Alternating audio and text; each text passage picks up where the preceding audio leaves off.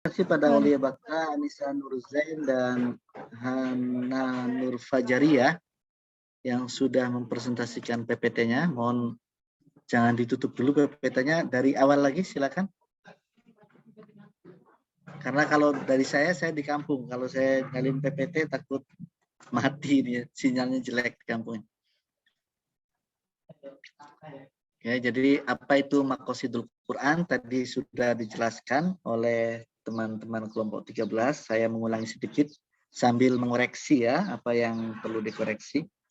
Kenapa ini perlu dikoreksi? Karena nanti kan sebagai dasar teman-teman mengerjakan ini ya tugas UAS-nya. Ini saya mau tanya dulu nih ke kelompok 13.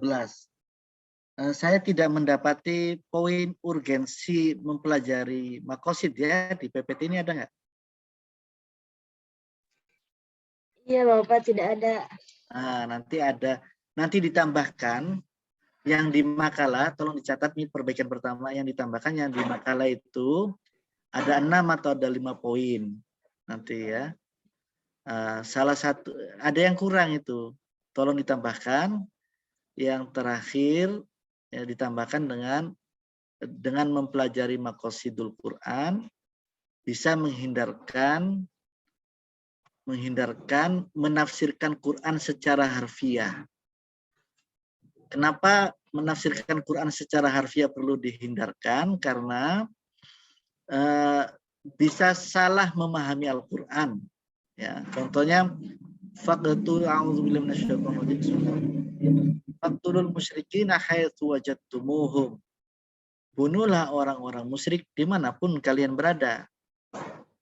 Kalau itu ditafsiri secara harfiah, maka setiap orang yang musyrik, yang bertuhan banyak ya, seperti orang Hindu, tolong nanti ini rekaman ini jangan masukkan ke YouTube ya, nanti saya dikira nggak Pancasilais lagi mengatakan Hindu musyrik. Ini untuk kaum internal saja, untuk orang Islam kita bahwa orang yang bertuhan, kan Hindu bertuhan banyak kan, ada Wisnu, ada apa tuh Brahmana, ada Wisnu, Brahma sama Siwa. Nasrani juga Tuhan Bapa, Tuhan Ibu, Tuhan Anak. Gitu. Nah, kalau yang Ahlul Kitab itu yang tidak musyrik. Kalau Ahlul Kitab kan masih bertuhan Allah ya, walaupun sekarang harusnya sudah masuk Islam.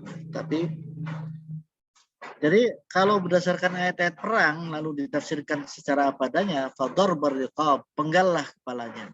Nah, orang musyrik harus dipenggal kepalanya di Quran itu. Nah, kalau ditafsiri apa adanya, maka kita bisa menjadi teroris. Untuk menafsiri ayat-ayat perang, itu harus lihat sebab nuzulnya, lihat makosidnya, lihat keadaan Nabi waktu menerima ayat itu. Kondisinya menghadapi perang apa. Kita tidak sedang perang. Masa mau mengamalkan ayat itu? Kan harus dilihat penafsirannya dulu. Ya, jadi kalau melihat makosidnya itu maka melihat maksud dari ayat ini, dan untuk mengetahui makosidnya tidak mudah, tadi sudah disampaikan. Oke, ini menurut etimologi mulai dari awal ya. Apa itu sih maksud? Makosid itu jamak dari maksud. Bacanya maksud ya, kalau bahasa Arab, bahasa Indonesia maksud. Nah, kalau sudah belajar makosid nanti nggak usah lata kalau ada WA dari abang. Nah, dari abang ini kan sudah semester 4. Walaupun semesternya semester 4 online, Anda semester 4 diajak makan malam. Namanya lalu tanya, Anda sebagai perempuan tanya, makosidnya apa? Padahal maksudnya apa gitu ya. Maksudnya ngajak makan malam itu apa? Makosidnya apa? Gara-gara belajar makosid. Makosid itu jamak dari maksud. Ya. Nah, coba lihat tuh. Maksud yang merupakan bentuk masdar dari kosoda. Betul nggak maksud itu bentuk masdar? Ini karena di makalahnya begitu ya. Coba deh kita bareng-bareng tasrif. Kosoda, yaksudu gimana? Masdarnya apa jadinya? Kalau fi'il madinya kosoda, masdarnya apa? apa maksud? Qasdan bukan. Nah, qasdun. Nah, jadi mungkin waktu nerjemah, ini kan karena saya minta ke kelas nih, nerjemah ini sebetulnya. Kalian enak online ya, nggak saya minta nerjemah. Nerjemah mungkin maksudnya adalah menurut etimologi, secara bahasa etimologi itu lugha, inda fil lugha, maqasid huwa jama' min maksud, jama' dari maksud. Oke. Yang asal katanya asal kata itu bisa dua di dalam nahwu itu. Asal kata itu bisa ada kalau nahwu Basrah, ada nahwu Kufah dan nahwu Basrah. Kalau nahwu Basrah asal kata itu fi'il madhi. Nah, kataba berarti kitab asal katanya kataba gitu ya. Kalau asal katanya menurut nahwu mazhab Kufah, asal kata itu masdar. Ya mungkin yang merupakan yang asal katanya adalah qasdun. Nah, bisa juga. Jadi tolong dirubah itu maqasid jama dari maksud yang asal katanya kos bisa dibaca qasdun, bisa dibaca qasada kan?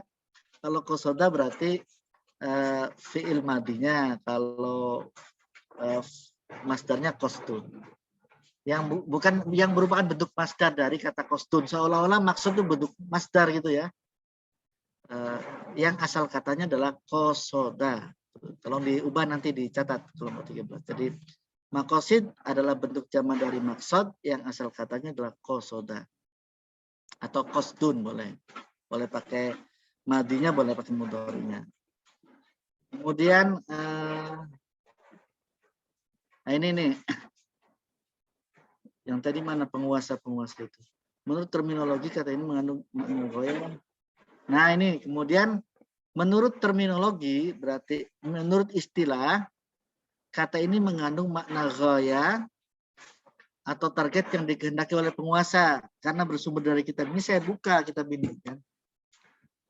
Mohon maaf, kitab ini sebetulnya tidak ada file PDF-nya. Sudah saya fotokan ke teman-teman, lalu saya ganti ke PDF. Saya sudah share, tapi saya tidak bisa menampilkan dua layar ya. Layar ini sama layar. Sebenarnya ada yang bisa juga, tapi kita gaptek ya. Saya gaptek. Nah ini kalau di istilah, maksud fil istilah makna lughaya wal hadf. Tolong dirubah. Makna secara terminologi mengandung makna ghaya dan hadfu. HADF kalau bahasa. Hadfu itu artinya juga tujuan sama. Itu maksudnya adalah al-ghayatul lati yuriduhal mutasarrif. Maksud adalah tujuan yang dituju oleh orang yang menuju itu. Nah itu mungkin mutasarrif oleh kakak kelas diterjemahkan penguasa. Jadi cukuplah kata ini mengandung makna ghaya atau hadfun. Hadfun itu target ya. Ghaya dalam kurung tujuan atau hadfun dalam kurung target yang dikehendaki, titik. Gak usah bilang oleh penguasa. Nanti membingungkan penguasa siapa maksudnya. Nah dari sini dari terminologi kan istilah. Jadi yang siapa yang menuju ya, kita yang menuju. Yang orang yang punya tujuan. Kalau Anda dirayu oleh laki-laki, tanya makosidnya apa, maksudnya apa ini gitu ya. Sering ngajak makan bareng ini apa karena pengen butuh teman makan saja, atau karena naksir, atau karena dia sudah punya istri tapi iseng-iseng bisa jadi kan ya, namanya laki-laki. Nah itu tanya, kalau sering ngajak kencan, ngajak makan bareng, tanya maksudnya apa? Oh maksudnya menyedekah, bersedekah gitu ya. Kenapa bukan ke anak yatim? Kenapa ke cewek sedekahnya? Nah itu ya. Nah, jadi maksud dari, jadi menurut terminologi kata ini mengandung makna ghaya dalam kurung tujuan atau hadfun dalam kurung target yang dikehendaki. Titik sampai sini. Jadi sebelum saya meneruskan perbaikannya, saya jelaskan dulu. Jadi kalau orang atau istilah di dalam usul fikih atau di dalam fikih, kalau fikih maqasidus syariah adalah tujuan diturunkannya syariat. Tujuan yang terkandung dalam syariat. Tujuannya siapa? Tujuannya yang memilih yang mensyariatkan. Siapa? Syariat. Siapa? Allah. Ma huwa ma hiya maqasidus syariah? Maqasid syariah ya maqasid taklifus syari maqasid membebankan syariat kepada manusia limadza lima solihil ibad untuk kemaslahatan manusia fid dunya wal akhirah di dunia dan akhirat. Maslahat ingdaman ingdas syari. Maslahat menurut siapa? Kan bisa saja. Maslahat menurut manusia saja, bisa saja. Kalau maslahat menurut manusia, hubungan laki-laki perempuan berhubungan badan. Di luar nikah. Suka sama suka. Lalu orang nanya, masalahnya di mana? Kan suka sama suka, negara tidak rugi. Tidak ada pemerkosaan. Ceweknya suka. Laki-lakinya suka, masalahnya di mana? Nah, kalau menurut otak manusia saja, berzina suka sama suka itu maslahat. Nah, maqasidus syariah atau maqasidul Quran juga itu kemaslahatan menurut siapa? Menurut Allah, menurut syariah. Limadza li'annahu maqasidus syariah. Maqasidus syari laisa maqasidun nas. Bukan maqasidun. Nah, ini penting diketahui. Karena apa? Karena sekarang ada orang yang tidak mengerti, menuduh. Di luar sana ya, ada yang menuduh pendekatan maqasidul Quran atau maqasidus syari di dalam menafsirkan Quran. Nanti tafsirnya adanya tafsir maqasidi. Tafsir bercorak maqasidul Quran atau maqasidus syariah, sama saja. Baik bercorak maqasidul Quran maupun maqasidus syariah sama-sama disebut tafsir maqasidi. Tafsir maqasidi ini dianggap sekarang sedang tren ya. Tapi ada orang curiga karena berbasis maqasid syariah, berarti syariah itu tergantung maksudnya, tergantung demi kemaslahatan. Oh iya katanya, ini kelompok liberal, yang penting maslahat, yang penting maslahat. Nah, nanti LGBT maslahat, seks bebas maslahat. Baik-baik, bukan itu. Itu berarti belum memahami apa itu maqasid syariah. Maqasid syariah adalah maksud diturunkannya syariat lima solihil ibad fil dunya wal akhirah. Ini bukan hanya dunia. Kalau zina kan mungkin dunia saja. Akhiratnya kan dia sengsara. Jadi dunia dan akhirat satu. Terus kemaslahatannya itu didefinisikan oleh siapa? Ini maslahat, ini bukan. Indallah. Indallah itu berarti indal Quran was sunnah. Itu ya, jadi tetap tekstual. Maqasidus syariah itu tetap tidak liberal sebenarnya. Tapi kadang-kadang disalahpahami karena kemaslahatan. Pokoknya berdasarkan kemaslahatan aja hukumnya. Kemaslahatan itu kalau kita belajar usul fikih, masalihul mursalah itu tetap berpegangan pada teks. Walaupun teks kemaslahatan yang tidak ada dalam teks, tapi tetap harus sejalan. Tetap harus sejalan dengan teks. Umpamanya Pancasila. Pancasila itu dianggap maslahat mursalah. Karena dengan Pancasila, maka kehidupan di Indonesia yang banyak agama bisa damai. Nah, bisa damai itu apa? Bisa damai itu sesuai pesan Al-Quran. Fa'aslihu baina akhawaikum kan?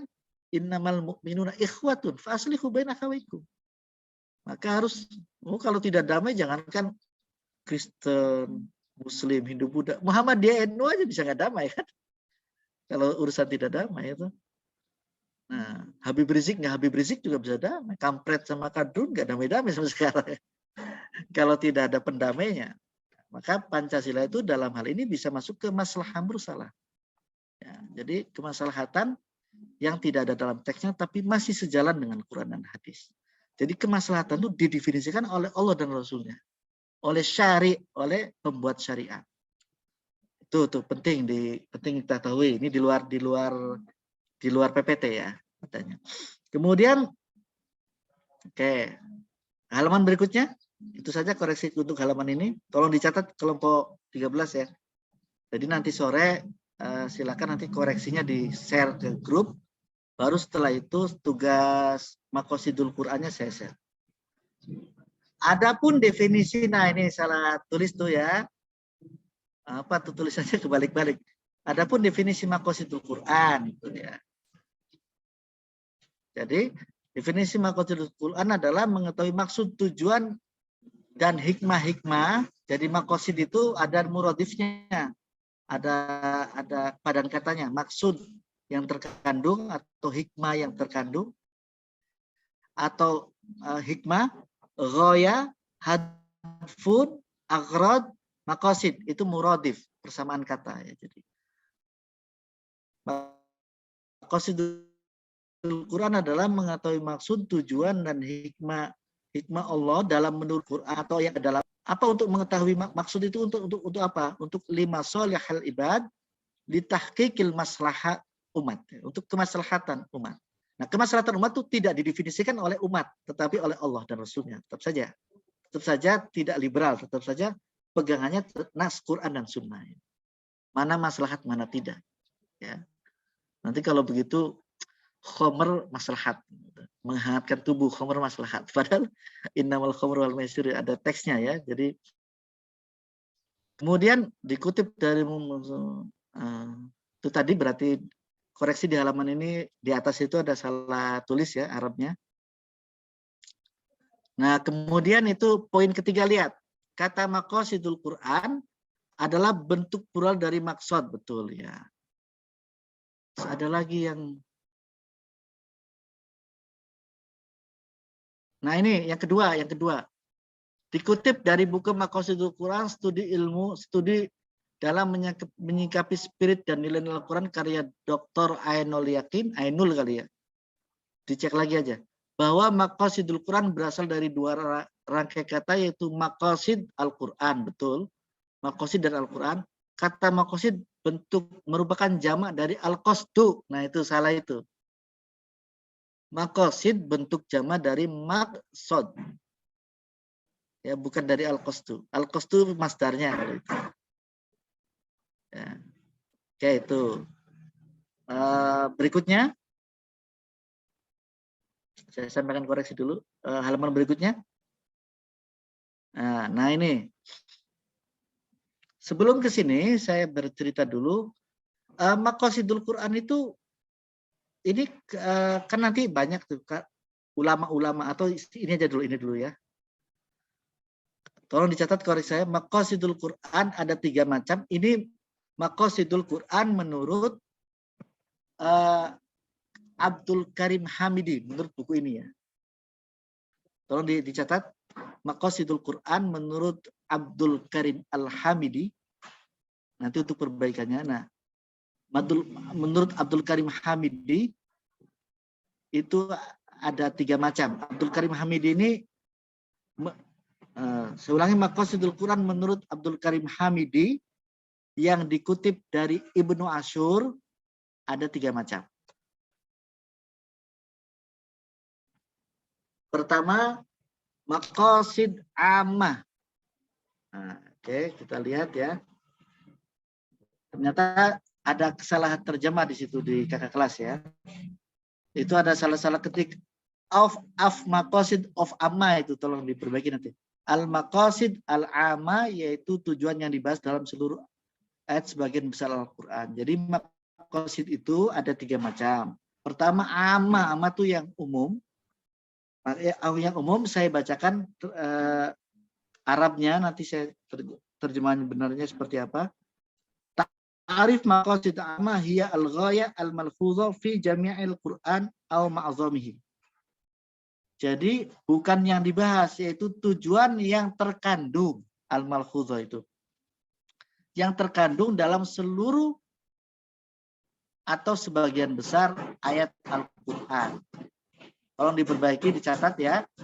Maqasid al-amal adalah tujuan yang terkandung, bukan dibahas dalam seluruh atau sebagian besar ayat Al-Quran. Oke, B yang kedua, itu salah ketik yang benar. Tadi pemakalan juga kayaknya yang benar al-maqasid al-khassah. Ya, bukan khusus ya. Al-maqasid al-khassah. Jadi ini teorinya Ibnu Ashur yang dikutip oleh Abdul Karim. Yang pertama al-maqasid al-amah. Jadi Quran secara umum itu untuk apa? Kenapa Allah menurunkan Quran? Itu satu. Ayat-ayat Quran min suratil Fatihah ila suratin Nas itu kebanyakan untuk apa bicaranya itu? Hukum-hukum yang diturunkan Allah melalui Quran. Larangan-larangan oleh Allah yang dalam Al-Quran itu apa? Ternyata semua itu adalah lima solihil ibad fid dunya wal akhirah, untuk kemaslahatan manusia di dunia dan akhirat. Itulah yang disebut dengan maqasid ammah. Secara umum tujuan Quran apa? Nah, itu maqasid ammah. Yang banyak Quran itu melarang, memerintah, menyunahkan, itu untuk apa tujuannya? Itulah yang terkandung dalam seluruh ayat atau sebagian besar ayat Quran, itulah maqasid ammah. Kemudian selain yang, kalau ada yang umum pasti ada yang khusus, kan gitu ya. Kalau ada yang umum ada yang khusus. Ya sama lah seperti kalian. Ada cowok kalian sekarang sudah semester 4, semester 1 sampai semester 2, 3, 4 tuh masih sombong biasa, masih kalau ditanya sama mahasiswa itu sombong, cewek itu. Katanya saja. Masih, siapa lu? Ngapain lu deketin gua? Siapa kamu? Gitu ya. Semester 5, 6. Semester 5, 6 nggak ada yang deketin juga. Semester 7, 8 nggak ada yang deketin juga. Siapa saya? Kenapa saya nggak ada yang deketin? Sampai semester 9, 10, 11, 12, umpamanya belum lulus atau sudah jadi alumni nggak ada yang deketin juga. Nanti apa coba? Kalau sudah siapa kamu belum punya pasangan juga, sudah siapa saya belum punya pasangan, akhirnya apa? Siapa saja. Siapa saja. Jangan sampai siapa saja ya. Insya Allah kalau mahasiswi iki itu jadi buruan. Nah, karena penghafal Quran ya kan. Amin ya rabbal alamin. Nanti kalau jadi buruan tinggal diseleksi.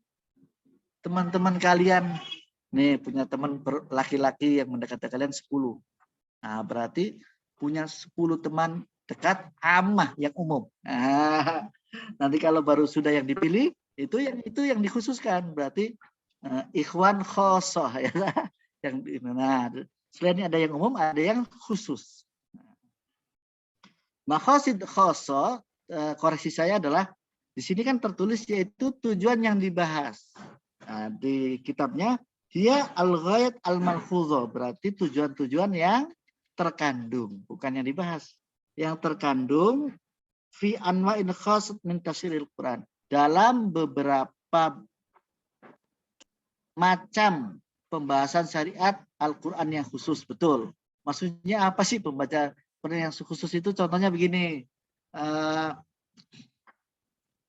Contohnya ya, syariat puasa. Itu maksudnya apa? Gitu ya. Karena ada kutiba alaikumus syiyamu kama kutiba alal ladzina min qablikum, ayat-ayat yang mewajibkan puasa. Syahrul Ramadan dan lain-lainnya, ada hadis-hadis juga. Itu maksud khusus berarti karena syarat-syarat khusus. Walillah 'alan nas hajjul bait. Allah mewajibkan manusia yang mampu untuk berhaji ke Baitullah. Itu maksudnya apa? Itu syariat-syariat yang khusus. Ayat-ayat yang khusus yang untuk pensyariatan khusus dalam Al-Qur'an. Kemudian maqasid jizyah, itu tulisannya salah itu. Al-maqasid al-juz'iyah. Berarti lebih khusus lagi. Lebih juz'iyah itu berarti bagian kecil dari khosoh. Yaitu tujuan yang dibahas. Nah, itu dirubah lagi tolong. Tujuan yang terkandung dalam salah satu hukum. Contohnya apa? Tadi yang dicontohkan di PPT di makalah adalah ayat wudhu itu ya, kan mewajibkan wudhu sebelum sholat. Berarti kalau maqasid khosonya adalah wajibnya sholat, maqasid juz'inya wajibnya wudhu sebelum sholat. Kan begitu. Kenapa wajib wudhu sebelum sholat? Namanya wajibnya puasa untuk maqasid khosonya. Untuk maqasid juz'iyanya. Kenapa disunahkan takjil? Takjil ya, menyegerakan buka. Kenapa? Nah itu maqasid segera iftar itu apa? Nah itu ya. Kenapa disegerakan iftar, buka, dan kenapa disunahkan juga sahur? Itu kan lebih khusus lagi. Nah, itu jadi itu adalah pembagian dari Abdul Karim Hamidi. Terus selanjutnya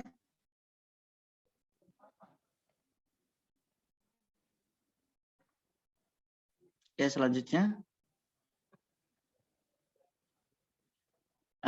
itu di halaman ini yang perlu dikoreksi Al-Izzu bin Abdus Salam. Bukan Al-Izzu bin Al-Salfin ya, itu satu. Jadi karena maqasid syariah, maqasidul Quran dan atau maqasid syariah ini teman-teman merupakan walaupun ijtihad ulama, jadi ada ulama yang mengatakan tujuan Quran tuh secara umum sih untuk kemaslahatan hamba di dunia dan akhirat, tapi rinciannya masing-masing ulama punya rincian berbeda-beda itu ya. Karena ini sifatnya ijtihadi. Walaupun ini ijtihadi, tetapi sebetulnya sudah ada sejak zaman Rasulullah dan sahabat. Nah, saya ceritakan sedikit ya. Zaman Rasulullah. Rasulullah pernah berpesan kepada rombongan sahabat yang hendak pergi ke Banu Quraidah. Masih ingat cerita itu? Rombongan sahabat hendak pergi ke Banu Quraidah. Kemudian Rasulullah berpesan,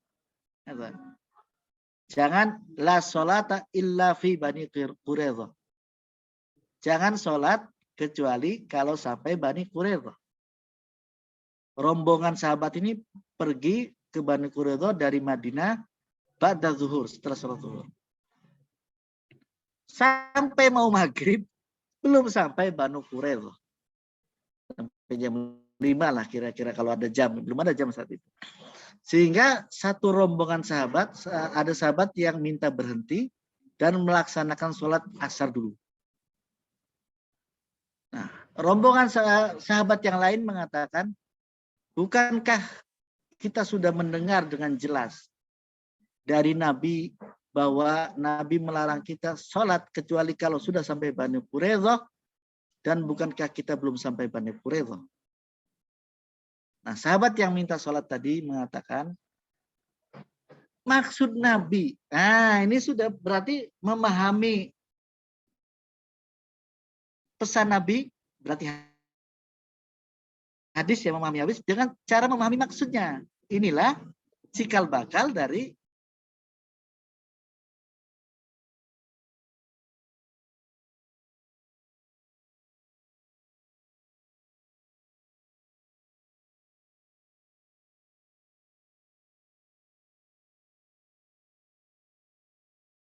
kita bisa sholat asar agar masih waktu asar gitu. Ternyata kita ini lambat jalannya, ini nggak sampai gitu. Nah, sahabat terbagi menjadi dua. Ada kelompok sahabat yang memahami pesan Nabi dengan mencari maksudnya atau maqasid. Ada sahabat yang tetap berpegangan pada bunyi teks. Ada yang tekstual, ada yang tadi.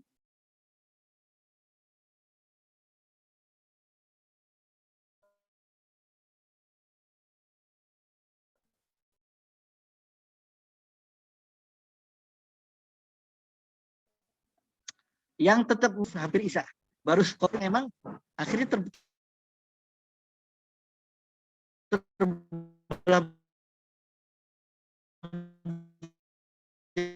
dua sahabat. Sholat di perjalanan kan sudah sholat. Mereka, Bu, aduh ya Allah, Bu, kakak, panggil mama.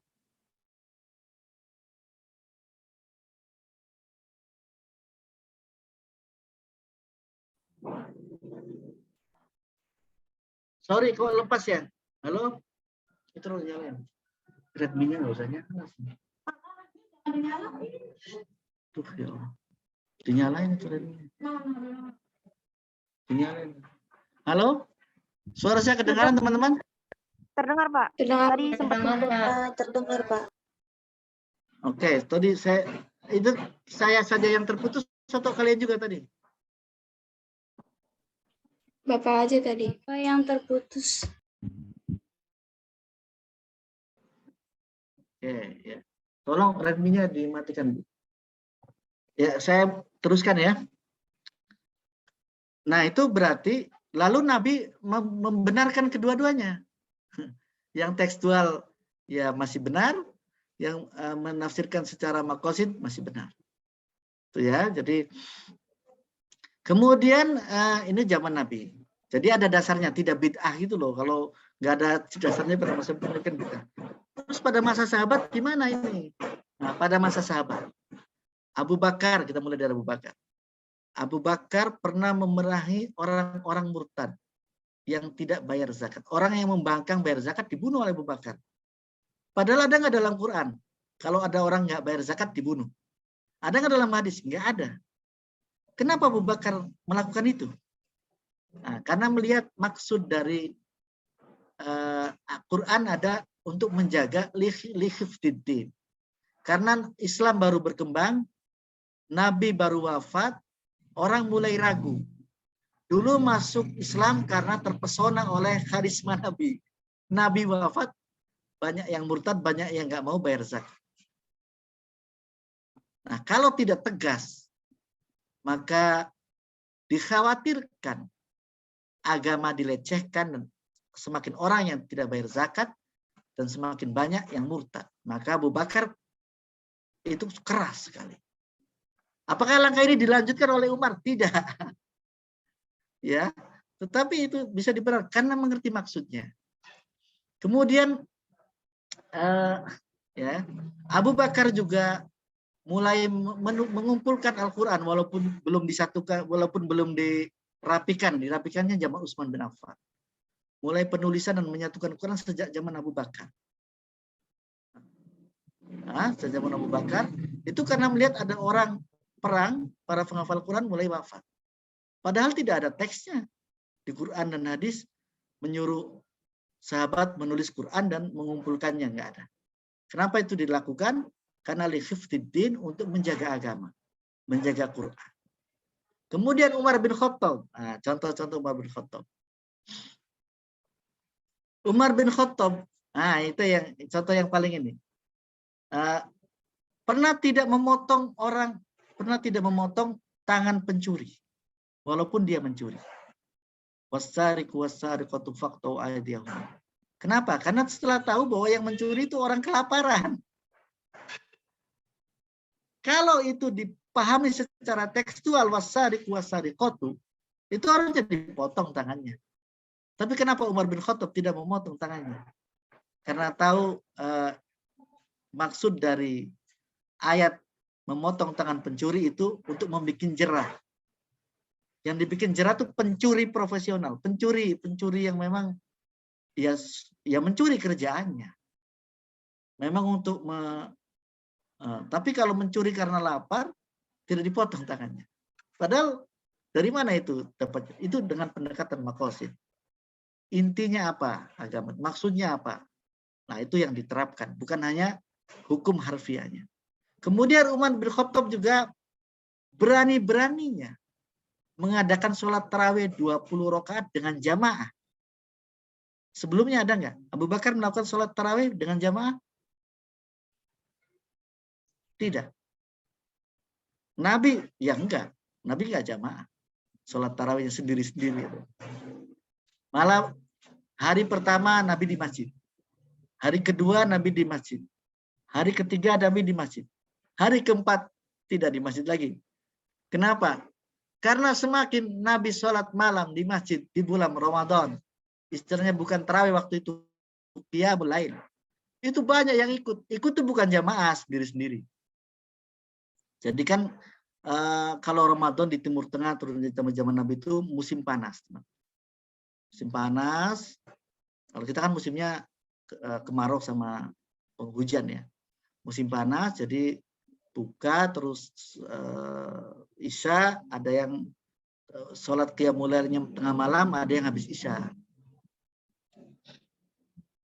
Nabi tidak melanjutkan sholat qiyamul lailnya yang sendiri-sendiri itu di masjid hari keempat, kelima, keenam, dan seterusnya.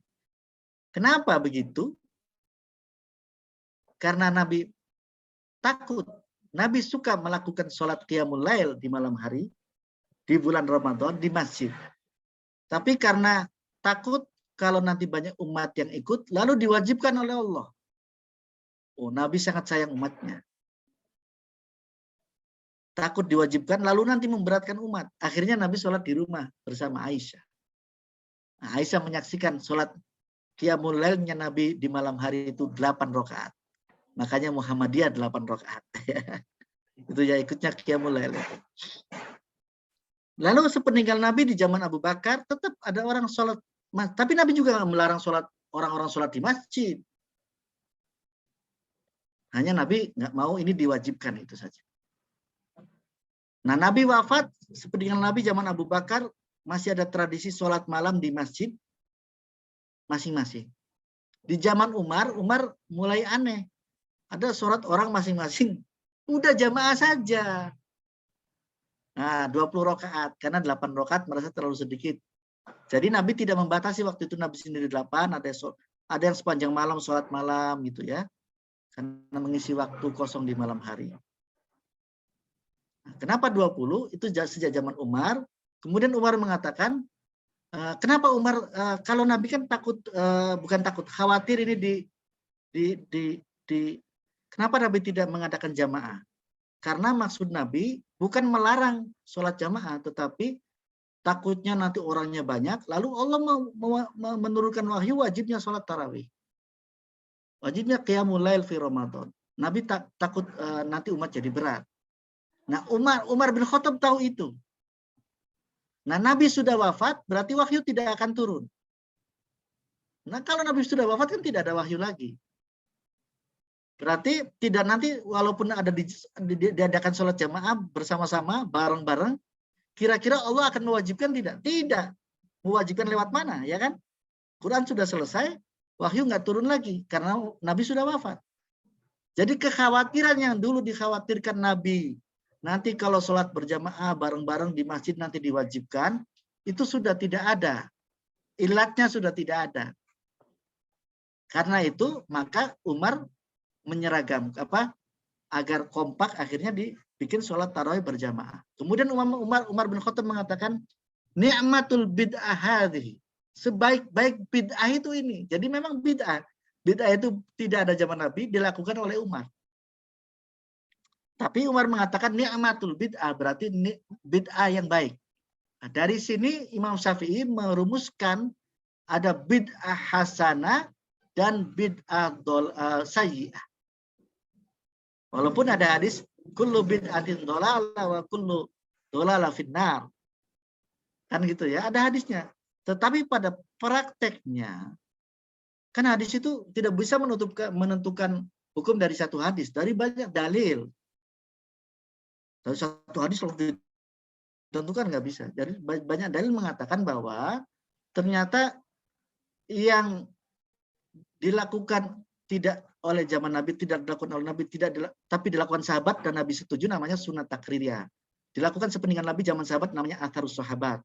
Dan kalau masih baik, sejalan dengan Quran dan Sunnah, sejalan dengan maksud dari Quran dan Sunnah, maka itu adalah masih bid'ah hasanah.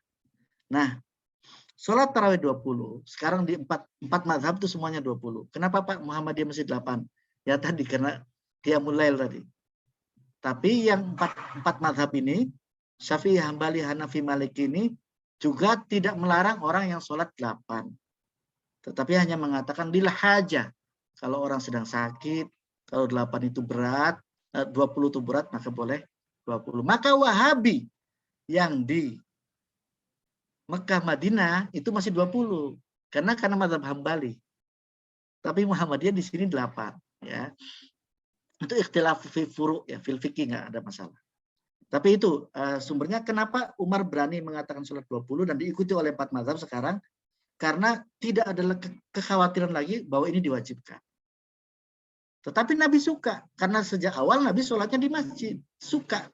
Gitu. Jadi akhirnya masa di masjid sendiri. Keputusan Umar ini berdasarkan apa? Berdasarkan pendekatan maqasid. Tidak harfiah saja. Jadi Umar bin Khattab, Utsman bin Affan juga begitu. Ali bin Abi Thalib juga begitu. Sampai madhab juga begitu.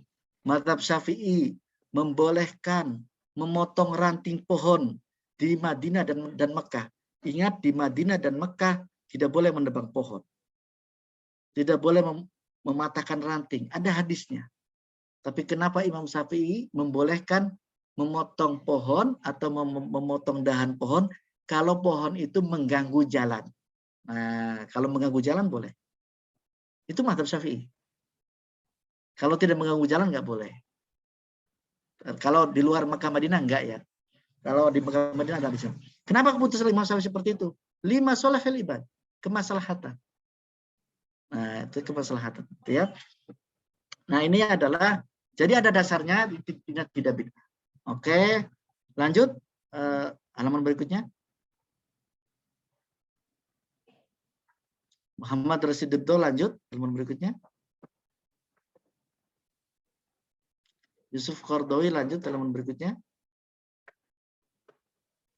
Asy-Syatibi oke, lanjut halaman berikutnya. Nah, ini Abdul Karim Hamidi ya. Bukan Abdul Hakim, tolong nanti diperbaiki. Itu saja. Abdul Karim Hamidi itu nih. Yang punya buku ini yang saya share di grup. Yang membagi dalam 3 kelompok tadi ya, itu Abdul Karim Hamidi. Oke, lanjut.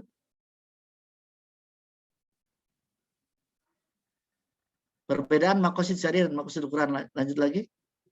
Nah, ini kan sudah. Kalau perbedaannya apa? Saya jelaskan sedikit. Kalau kita pernah mendengar maqasid syariah, maka maqasid syariah itu isinya al-kuliyatul khamsah. Maqasid syariah atau maksud dari tujuan diturunkannya syariah itu ada 5. Pertama, hifdzuddin, menjaga agama, ya kan? Kemudian syariat diturunkan untuk menjaga agama, menjaga tauhid. Kemudian hifdzun nafas, menjaga jiwa agar tidak saling bunuh kita ini. Makanya hifdzuddin penting, tapi kadang-kadang hifdzun nafas dipentingkan dari hifdzuddin. Contohnya hifdzun nafas penting.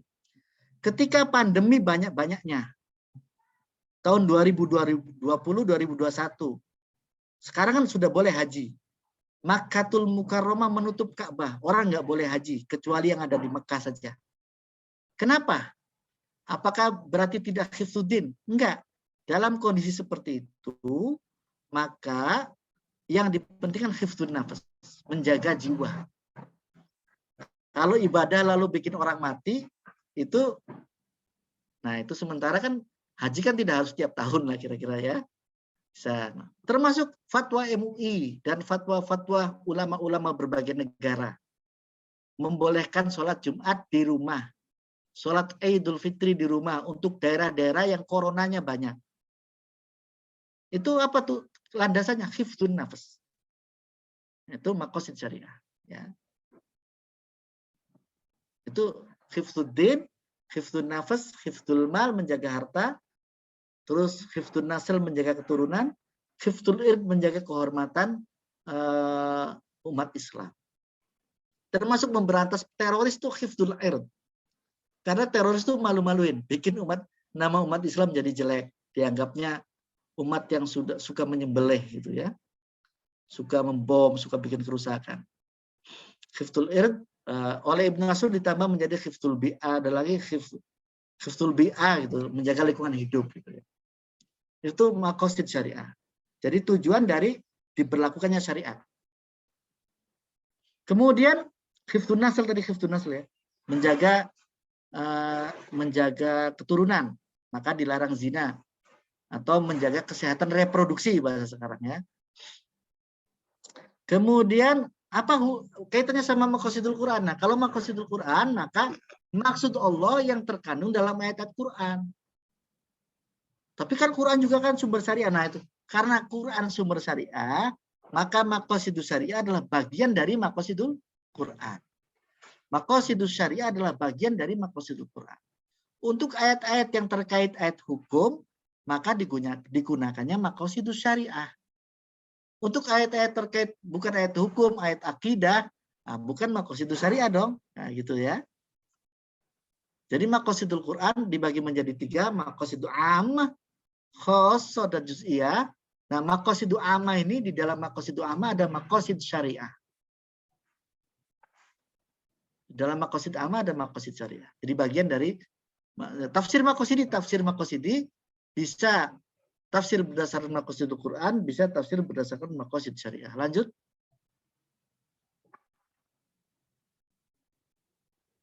Oke, berikutnya tolong. Ini ya, lanjut, ini udah oke. Terus. Ini Abdul Karim Hamid. Nah, ini ya. Jadi untuk menetapkan, nah ini contoh saja dari Abdul Karim Hamidi, ada cara menetapkan, ini kan ayat Quran. Gimana menetapkan maqasid syariah, maqasidul Qurannya? Ada cara-cara yang zonni, ini bukan masfik ya, masalik al-zonniyah. Tolong diperbaiki tulisannya. Masalik al-zonni, al-zonni itu bukan DZ. Kalau di makalah DZ salah tuh, ZH. Tolong diperbaiki. Al-masalik al-zonniyah maksudnya cara-cara yang zonni. Satu, mengetahui perintah dan larangan dengan jelas. Jadi di sini itu perintah dan larangan dengan jelas. Jadi kalau ada perintah untuk sesuatu berarti itu mengandung kemaslahatan. Baik perintah itu wajib maupun sunnah. Kalau ada larangan, baik itu larangannya makruh maupun haram, itu berarti ada kemadorotan yang harus dihindari. Itu berarti, lihat saja dalam Quran ada perintah atau larangan enggak? Kalau ada perintah berarti ada kemaslahatan, baik itu wajib maupun sunnah. Kalau ada larangan berarti ada mafsadah yang harus dihindari, baik itu haram maupun makruh. Ya. Oke, lanjut. Nah, B, mempertimbangkan sebab. Nah, ini kalau di kitabnya bukan sebab. Tolong dirubah sebab ini dengan kata ilat. Mempertimbangkan ilat adanya perintah dan larangan. Sebab atau dalam kurung elat. Elat kalau dalam fikih ya. Elat itu apa? Elat itu yang menyebabkan sebetulnya, tapi kalau sebab nggak, kurang tepat ya. Elat dari larangan. Mamanya tadi ziarah kubur pernah dilarang kan oleh Rasulullah. Nah, itu ziaratul kubri. Saya pernah melarang ziaratul kubur. Karena apa? Karena takut ada kemusyrikan, orang-orang menyembah kuburan. Tapi lalu Nabi pernah menasak fazuruha. Kemudian sekarang sih saya yakin kalian sudah beriman, kata Rasulullah kepada sahabat, sekarang boleh berziarah. Berarti nah itu ya. Elatnya dulu kenapa dilarang berziarah kubur? Karena takut musyrik. Setelah nggak takut lagi, hukumnya bisa berubah. Jadi tolong dirubah mempertimbangkan ilat ya tulisannya ILLAT. Dari larangan, dari perintah dan larangan. Kemudian C, korelasi munasabah. Nah, ini ada D, teman-teman. Ada munasabah D, bentuk peribadatan tanpa memerlukan sebab. Atau tanpa memerlukan. Jadi kan gini, ada hukum yang harus ada elatnya, ada hukum yang tidak harus ada elatnya. Terutama soal ibadah. Kenapa sholat itu wajib? Oleh zikri. Aqimus sholat li zikri dalam Al-Quran. Dirikanlah sholat untuk mengingatku. Nah, kalau sudah ingat terus gimana Pak? Apa nggak usah sholat? Nah, enggak. Sholat itu tidak ada elat juga harus wajib. Tetap sholat. Nah, seperti daging babi. Hurrimat alaikumul maitatu waddamu wa lahmul khinzir. Lahmul khinzir. Daging babi itu haram. Lalu dicari elatnya orang-orang. Kenapa ya daging babi? Allah mengharamkan daging babi. Oh, ada cacing pitanya. Ya kan, daging babi itu kalau nggak dimasak sampai sekian derajat, sampai mendidih betul, itu ada penyakitnya memang. Kalau dimasak mendidih betul gimana Pak? Nah, ya tetap haram. Karena di Qurannya sudah ngomong begitu. Itu jadi ada sesuatu yang tidak usah diperhatikan elatnya. Memang tidak. Tapi ada juga sesuatu hukum yang ada elatnya. Kemudian ada lagi zina. La taqrabuz zina. Innahu kana fahisha, kan? Kenapa ya Allah orang melarang berzina? Padahal suka sama-sama suka. Oh, karena menyebabkan kehamilan di luar nikah. Mamanya kan dipikir-pikirkan begitu. Kalau nggak hamil gimana? Pakai kondom atau kontrasepsi? Berarti boleh. Yang nggak tetap nggak boleh. Itu berarti ilatnya atau sebabnya, disebabkannya Allah mengharamkan zina bukan karena soal melahirkan anak di luar nikah apa enggak, bukan. Tapi karena ada keburukan di situ. Dan yang tahu keburukan hanya Allah, dan kita hanya menafsirkan kan. Oh, karena ini nanti karena kena AIDS, oh kena apa lagi. Kalau AIDS-nya sudah nggak ada, tetap ada hal lain yang itu buruk yang kita belum tahu ya. Jadi itu tolong nanti C, D ini yang bentuk peribatannya D di makalah. Oke, berikutnya. Nah, masalik al-qat'iyah tadi yang sampai D itu cara-cara yang zoni. Zoni itu begini teman-teman. Bukan zoni itu nggak kuat, tapi itu kurang kuat, itu fikih lah kira-kira. Nah, kalau ini lebih ke bil ma'thur. Kalau tadi bi ra'yi. Nah, ini masalik qat ini lebih ma'thur. Itu tulisannya tolong diperbaiki, bukan masilik ya, tapi masalik al-qat'iyah. Penelitian. Nah, maksudnya apa penelitian? Kan ternyata kalau di kitabnya maksudnya penelitian adalah, tolong dirubah, dicatat kelompok 13, mengumpulkan dalil-dalil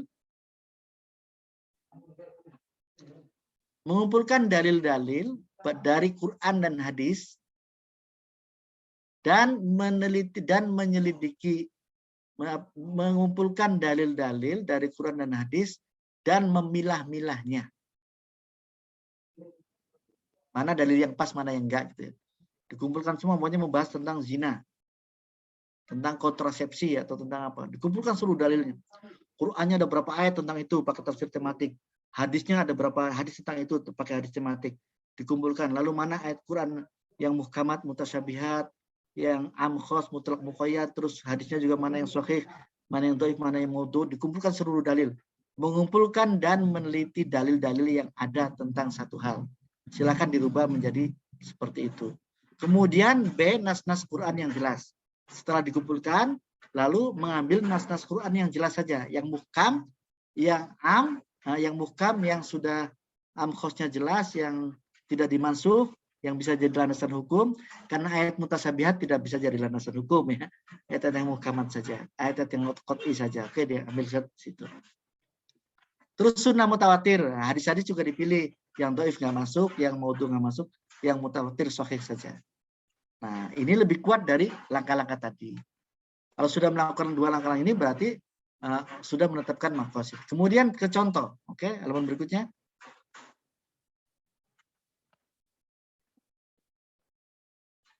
Contoh. Maqasid ammah, nah dirubah saja. Itu maqasid ammah itu kan begini. Ini contohnya keliru kira-kira ya. Maqasid ammah itu contohnya itu judul dirubah. Itu nggak usah ada ayat khusus karena kan maqasid ammah, maqasid atau maksud Allah yang terkandung dalam sebagian besar atau seluruh ayat Quran. Jadi nggak bisa dicontohkan 1-2, harus banyak. Jadi contohnya begini saja, tolong dicatat oleh kelompok 13. Maqasid amma min amsalitas, salah satu contohnya. Jadi tadi contoh penafsirannya dirubah. Halaman sebelumnya tolong. Halaman sebelumnya. Bukan contoh penafsiran. Ya. Setelahnya, nah. Bukan contoh penafsiran, tapi contoh maqasidul Quran. Memang di kisi-kisinya, gara-garanya di kisi-kisinya ada itu, sehingga kakak kelas salah menulis ya. Tapi di kitabnya nggak ada contoh penafsiran, adanya contoh maqasidul Quran. Jadi nanti dirubah contoh maqasidul Quran. Oke, halaman berikutnya. Nah, contoh maqasidul Quran silakan dirubah semua isinya ini. Jadi maqasid amma contohnya pertama maksud memperbaiki akidah.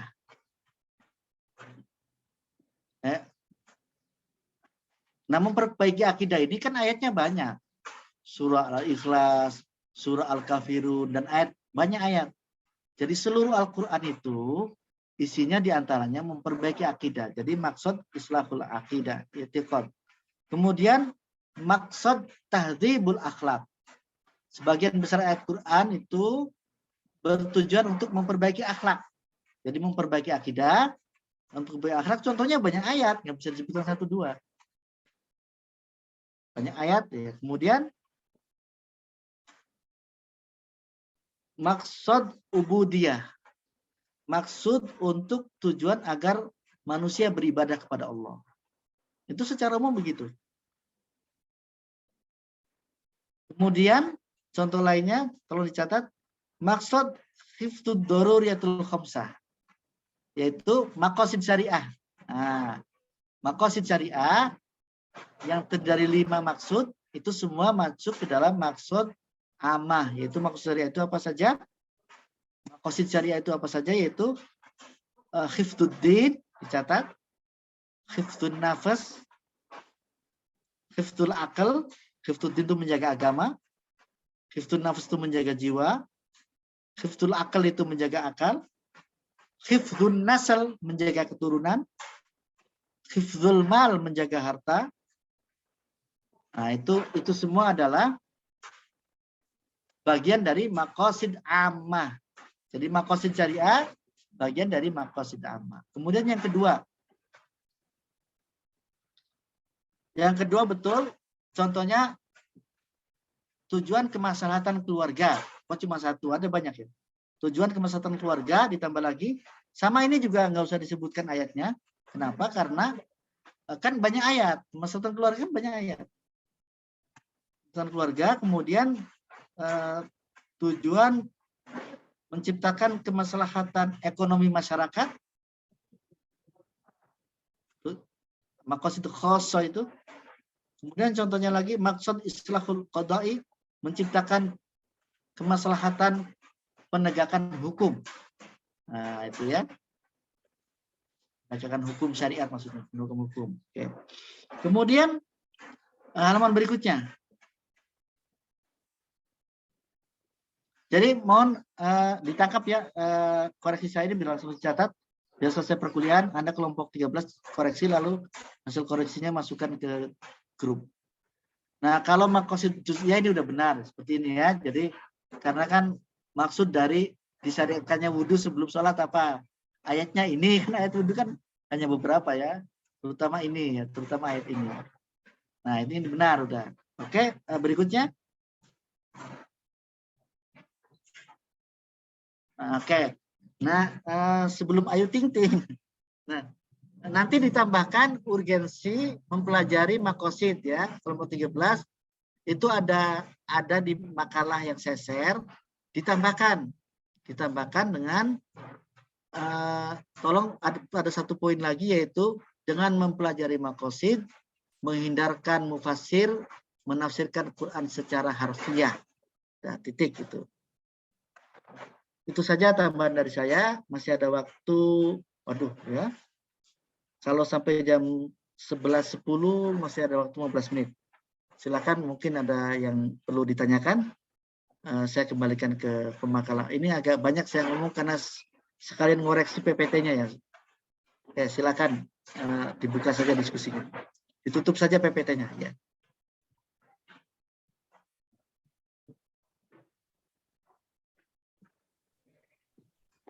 Baik, terima kasih kepada Bapak yang telah mengoreksi makalah dan menambahkan serta menjelaskan penjelasan dari maqasid Al-Quran. Selanjutnya yaitu sesi pertanyaan. Kepada teman-teman yang ingin bertanya, dipersilakan untuk meng-unmute mikrofonnya.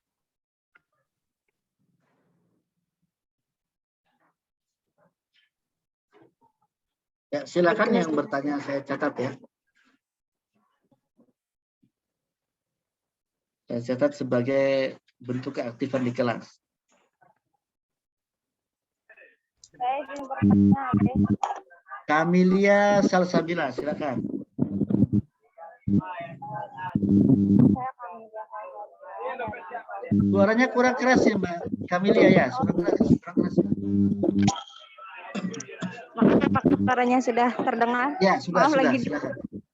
Iya, nggak apa-apa, asal jelas suaranya. Baik. Mohon pertanyaan saya bisa tolong contohkan mencontohkan tentang pembahasan salah satu syariat dalam Al-Quran yang tadi Majis di Finsofi itu. Terima kasih. Gimana bisa tertangkap oleh pemakalah pertanyaannya? Ini kayaknya minta contoh yang itu Pak, yang al-khosoh. Al-Khosoh. Ya, yang makosid al-khosoh. Ya. Baik, terima kasih Kamelia. Pertanyaannya kami tampung terlebih dahulu. Selanjutnya untuk teman-teman, apakah ada yang ingin bertanya? Saya izin bertanya, Aulia Bakta. Baik, silahkan. Para Nurfadilah. Perkenalkan, nama saya Farah Nurfadilah dari kelompok 3. Saya izin bertanya, jika di PowerPoint ada perbedaan makosid Al-Quran dan makosid syariah, lalu adakah persamaannya? Kemudian apa sih urgensi dari makosid Al-Quran dari tafsir ini? Itu aja, terima kasih.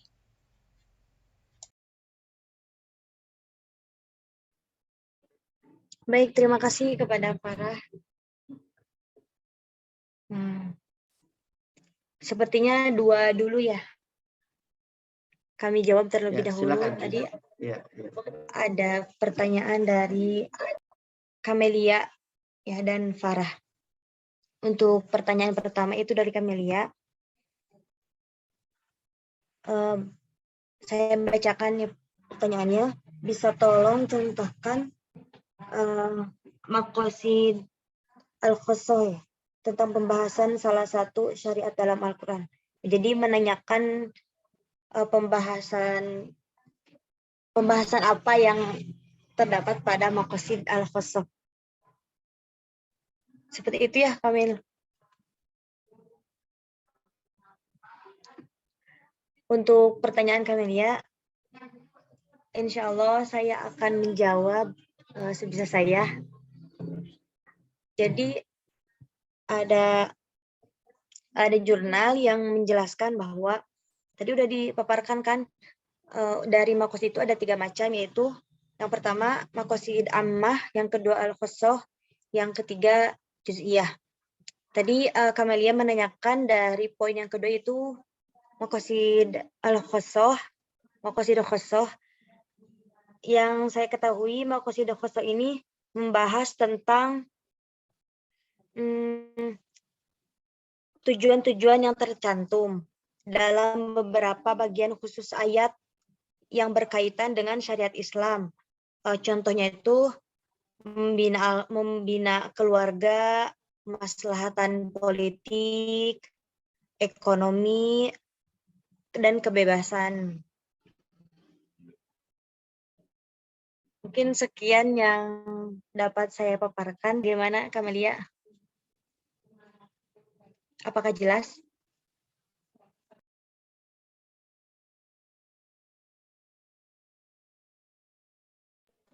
Bagaimana, Kamelia? Sepertinya jaringan ya, Pak. Jadi, ya betul ya. Jadi ada makosid amma, khosoh, juz'iyah. Seperti yang saya bacakan tadi nih dari sini ya. Saya baca saja min amthilatiha, salah satu contoh di antara contohnya maksud islahul aili, maksud dari ayat-ayat Quran. Jadi apa itu makosid khosoh? Makosid khosoh itu adalah tujuan yang terkandung dalam ayat-ayat Quran secara untuk beberapa syariat yang khusus. Kalau amma kan secara umum nih, seluruh ayat Quran, sebagian besar ayat Quran. Kalau khusus tentang ayat-ayat Quran yang bertujuan untuk keharmonisan keluarga. Mulai dari ayat perintah menikah, ayat jika bertalak harus seperti apa, kan gitu ya, banyak ya ayatnya ya. Kemudian jika suami istri bertengkar, mamanya harus seperti apa, nusuk harus seperti apa, kan diatur tuh dalam Al-Quran ya, dalam syariat pernikahan ya. Kan fikihnya jadi syariat pernikahan, itu kan berdasarkan ayat-ayat yang tentang islahul aili. Aili itu syariat untuk perbaikan keluarga. Kemudian ada lagi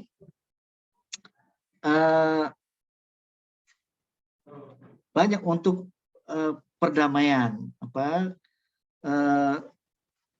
yang lebih khusus islahul aili, kemudian maksud islahul mali wal iktisad, memperbaiki harta dan perekonomian. Jadi dalam Al-Quran itu ada perintah-perintah, larangan-larangan yang tujuannya untuk memperbaiki ekonomi umat. Itu juga secara lebih khusus lagi gitu ya, jadi umum lebih khusus lagi. Secara umum kan kemaslahatan, dan itu ayatnya tidak satu, banyak. Nah ini yang ditanyakan oleh Kamelia, apanya sebetulnya? Ayatnya.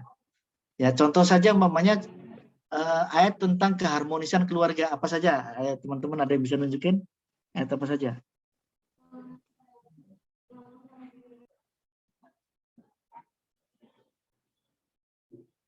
Kalau laki-laki mentalak istrinya harus ada masa iddah, harus diberi nafkah iddah, ada kan di Quran ayatnya. Terus kalau menikahi istri, kalau istrinya banyak, poligami, harus adil, kan begitu ya?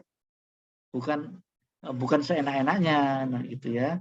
Jika takut tidak adil, satu saja. Itu kan ayat-ayat Quran untuk kemaslahatan keluarga. Lalu ayat apa lagi? Damaikan suami istri, ada ya. Cari terus ayat talak dan lain-lain. Bisa dicari ayat-ayat tentang pernikahan, tentang keharmonisan keluarga. Itu khusus berarti. Kalau amma kan kemaslahatan manusia secara umum, fitnya wal akhirun, khusus kemaslahatan keluarga, namanya ayat tentang kemaslahatan kemaslahatan mencari ilmu. Itu berarti maqasid khossah yang dipakai. Lebih khusus ya. Khusus untuk beberapa tema tertentu. Kalau juz'i lebih rinci lagi. Lebih rinci dari keharmonisan keluarga. Kenapa? Nah, ini khosonya mamanya. Maqasid khosonya itu adalah tentang maksud dari ayat-ayat Quran untuk memperbaiki hubungan suami istri dalam keluarga. Maka maqasid juz'inya mungkin maksud dari pemberian masa iddah untuk istri yang ditalak, ya kan? Ada masa menunggu cowok baru, masa menunggu suami baru. Kalau suaminya meninggal atau mencerai, itu kan ada masa. Tidak langsung besok bisa nikah lagi, tapi ada masa menunggu. Nah, gini. Ada masa menunggu. Kalau suaminya meninggal, masa menunggunya berapa hari, berapa bulan? 3 ya, Pak? Ada yang bilang 3 bulan 10 hari ya? Iya, Pak. Iya, Pak. Nah, itu kalau suami istrinya sudah jima. Maaf, sudah melakukan hubungan suami istri. Dalam mazhab Syafi'i harus. Kalau lah pagi-pagi nikah, jam 8 akad, ya kan? Di masjid. Jam 10 mulai resepsi. Kira-kira itu jima belum? Belum itu.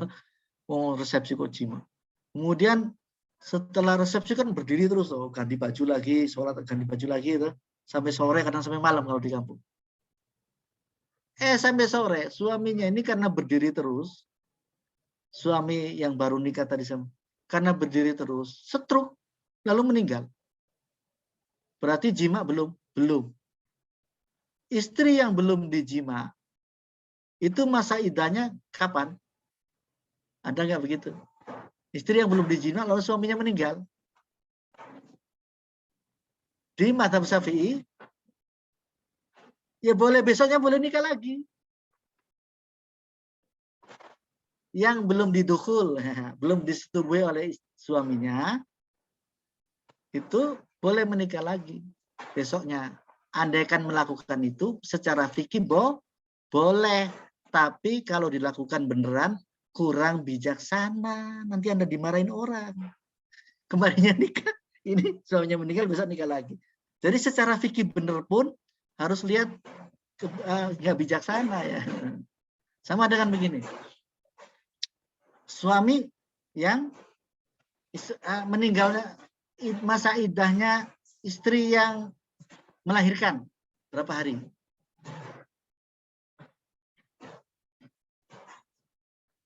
Istri begini, suaminya meninggal.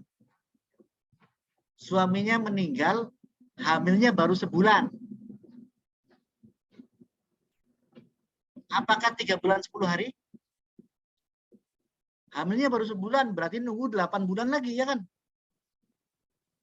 Normalnya bayi dalam kandungan 9 bulan. Berarti nunggu 8 bulan lagi sampai bayinya keluar, bayinya dilahirkan, baru boleh nikah lagi. Itu iddahnya istri yang ditinggal wafat tapi masih hamil. Lah kalau begini Pak, kalau si suaminya itu meninggal sehari sebelum anaknya dilahirkan. Besok nih kata dokter melahirkan istrinya melahirkan. Suaminya ke luar negeri, pesawatnya jatuh, meninggal. Ya kan meninggal. Berarti si istri ini adalah istri yang ditinggal wafat suaminya dalam keadaan hamil. Itu iddahnya sampai melahirkan. Sehari setelah suaminya wafat, istri melahirkan anaknya. Besoknya, maka lusanya boleh nikah lagi. Secara fikih. Tapi kalau itu dilakukan, Anda digebukin orang. Ya, itu di luar konteks ya, biar nggak terlalu serius. Oke, jadi itu tadi jawaban tentang maqasidul falsafah. Oke, jawaban pertanyaan satunya lagi apa? Pertanyaan yang keduanya ini Pak, katanya tuh ini pertanyaan dari Farah Nur Fadilah. Kalau di PPT ada perbedaan maqasid Al-Quran dan maqasid syariah, apakah ada persamaannya? Kemudian apa urgensi dari maqasid Al-Quran?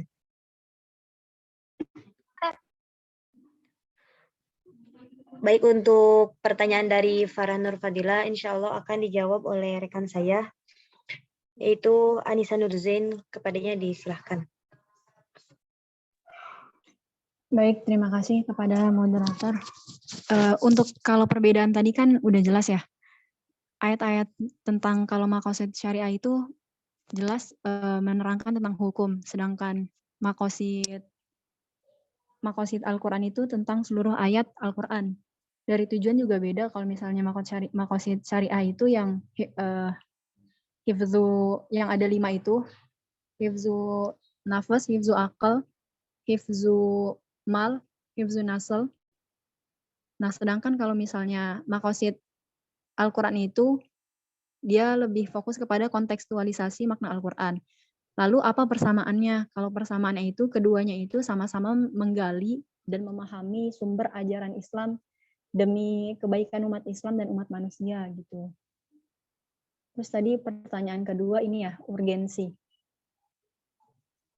Urgensi dari maqasid Al-Quran. Jadi berbicara dengan urgensi berarti kepentingan ya. Pentingnya maqasid Al-Quran itu yang pertama untuk mengetahui Al-Quran yang merupakan sebagai pintu untuk memahami wahyu Al-Quran melalui jalan yang benar tanpa ada penambahan ataupun pengurangan. Karena maqasid Al-Quran ini sesuatu yang dinasih oleh Al-Quran. Sebab turunnya dan nilai-nilai yang dapat diambil dari beberapa makna dan hukum-hukumnya. Yang kedua, dengan mengetahui maqasid Al-Quran ini, bisa menghadirkan kepada para pembacanya untuk memahami tafsiran Al-Quran secara objektif terhadap makna-makna detailnya gitu. Terus yang ketiga, dengan mengetahui maqasid Al-Quran juga dapat menguatkan pemahaman kita terhadap yang sunnah gitu, seperti fikih dalam ijtihad fikih gitu. Kemudian yang keempat, maqasid Al-Quran juga merupakan timbangan dan ukuran yang mutlak digunakan untuk menimbang tindakan-tindakan individu dan sosial, baik dalam kehidupan manusia yang khusus dan umum. Kemudian yang kelima, maqasid Al-Quran juga merupakan timbangan standar yang wajib dipakai oleh para mufasir dalam metodologi penafsiran. Begitu. Bagaimana, Farah?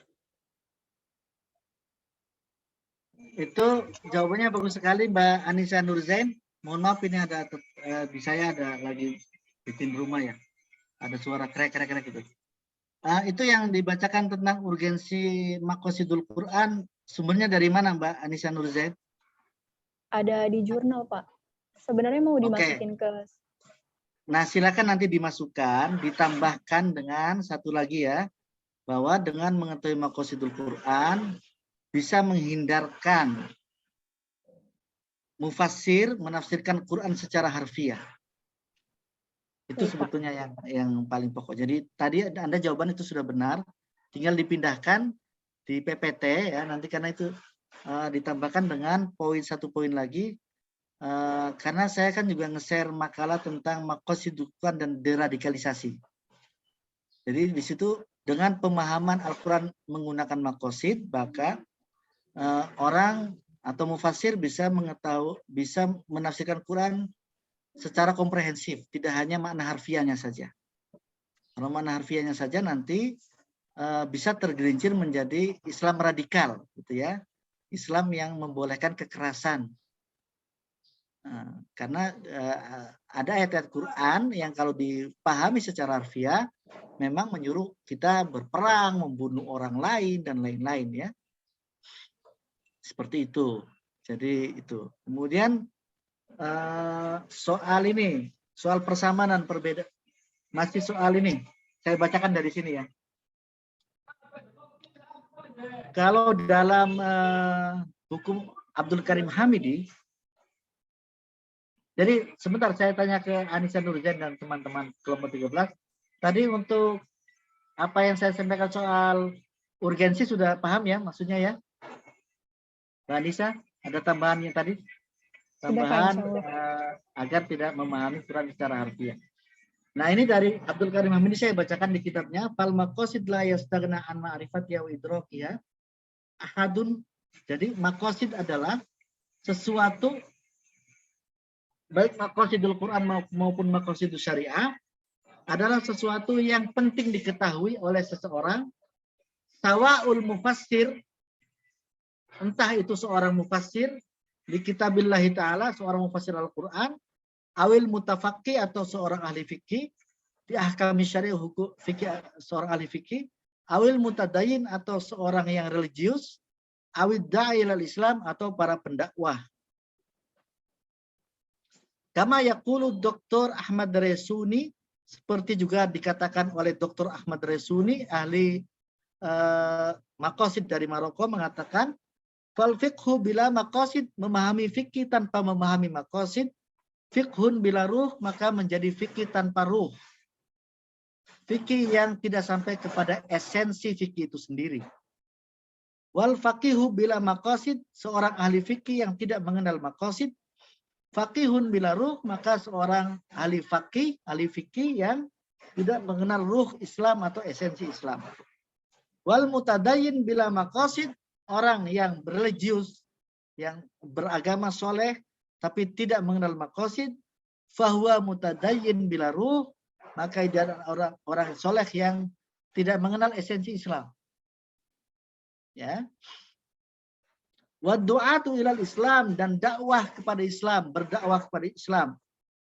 Bila maqasid, tanpa ngerti maksud dari dakwah itu sendiri, tanpa ngerti maqasid syariah, tanpa mengerti maqasidul Quran, hum ashabud dakwah bila ruh, maka mereka adalah pendakwa tanpa mengenal ruh Islam. Ini penting karena sekarang banyak yang semangat agamanya tinggi, tapi ilmunya cekap. Maka merasa itu beragama tetapi malah salah-salah. Nah itu kan banyak begitu ya. Merasa itu beragama bagus gitu ya. Tapi malah salah-salah. Kan ada contohnya. Banyak yang nggak usah saya sebutkan di sini, nanti menyindir berbagai kelompok ya gitu ya. Jadi itu. Kemudian di akhir nih karena waktunya sudah habis ya. Betul kata Anissa Nurzain tadi bahwa perbedaan maqasidul Quran sama maqasid syariah jelas ya, perbedaannya maqasidul syariah maksud dari diturunkannya dan diberlakukannya syariat Islam. Maqasidul Quran adalah maksud dari diturunkan dan yang terkandung dalam ayat Al-Quran. Persamaannya sama-sama dalam ayat ada dalam Al-Quran. Ya kan? Kan maqasid syariah juga ada dalam Al-Quran. Kok bisa dibedakan, Pak? Makanya maqasid syariah itu bagian dari maqasidul Quran. Nah, bagian dari maqasidul Quran, maqasid syariah itu. Bagian dari maqasidul Quran ya. Tadi bagian dari maqasidul ammah terutama.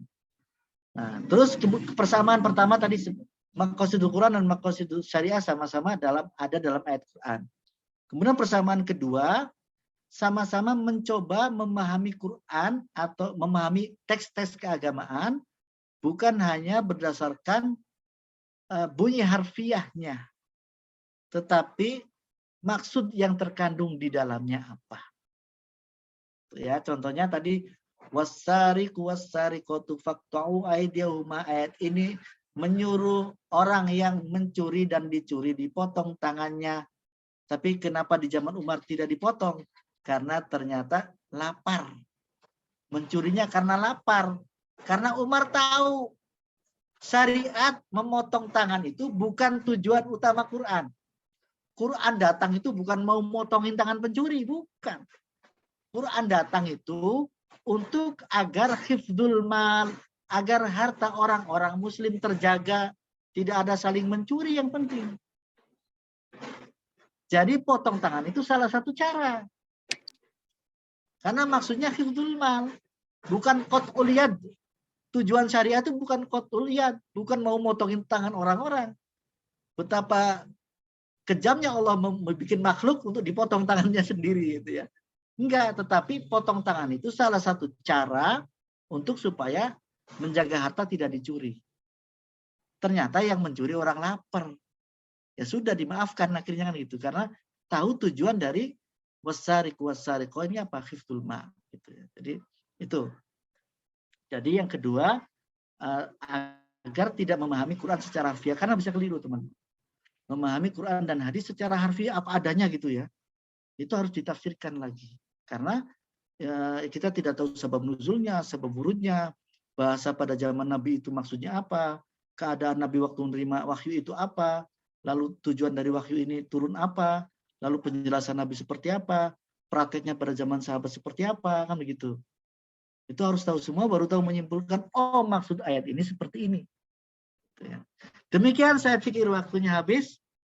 Kita tutup saja. Terima kasih banyak kepada kelompok 13 yang sudah mempresentasikan dengan baik, dan saya harap nanti setelah ini ya, setelah Anda jam ketiga, mungkin jam 2 siang atau jam 3 siang, mohon kelompok 13 sudah memperbaiki PPT-nya sesuai yang saya harapkan tadi, dan nanti jam 5-an mungkin di-share.